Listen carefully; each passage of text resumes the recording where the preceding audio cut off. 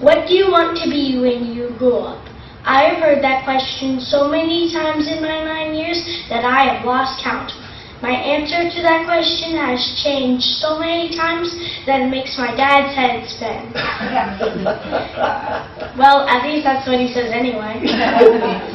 For example, when I played Little League Baseball, I wanted to be a baseball player. Now, archaeology, geology, and aerospace currently interest me.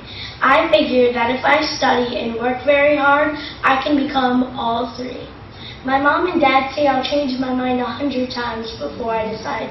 I don't know where life will lead me or fate will take me, but I do know whatever I become, being a positive role model and leader is the goal I have set for myself. Positivity is a characteristic of leadership, and I make them a daily practice that starts for me early every morning. After preparing myself for the day ahead, my mom and dad sit quietly as I read a different motivational quote or precept. The book I read from has 365 quotes or phrases. R.J. Palacio compiled these precepts into a book titled 365 Days of Wonder, Mr. Brown's Precepts. These precepts focus on being positive and span all cultures and religions.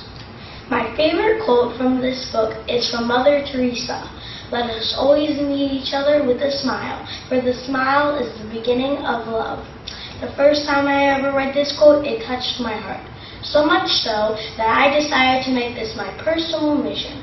After all, when you think about a smile, it uses less face muscles than a frown, does not cost you anything, shows confidence and positivity, and does what it is intended to do. Put a smile on the other person's face. Maybe I can put a smile on your faces now. I once bet my sister Morgan that I could build a car from macaroni. You should have seen her face when I passed her by.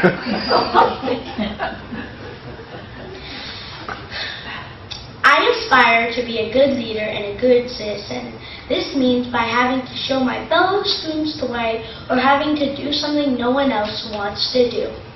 Ralph Waldo Emerson wrote, "Do not go where the path may lead.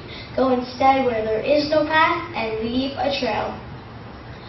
Thus far in every class from pre-K to 3rd grade, my fellow students and teachers have voted me a class leader, and one time in 1st grade, a future president of the United States. Speaking of being president, a former U.S. President, Thomas Jefferson, once said, "When you come to the end of your rope, tie a knot and hang on." This quote reminds me of when things get tough for a 4th grader. Do not sweat the small stuff, try and keep a positive attitude, and focus on the big picture. A good citizen is a good leader with a positive outlook and attitude.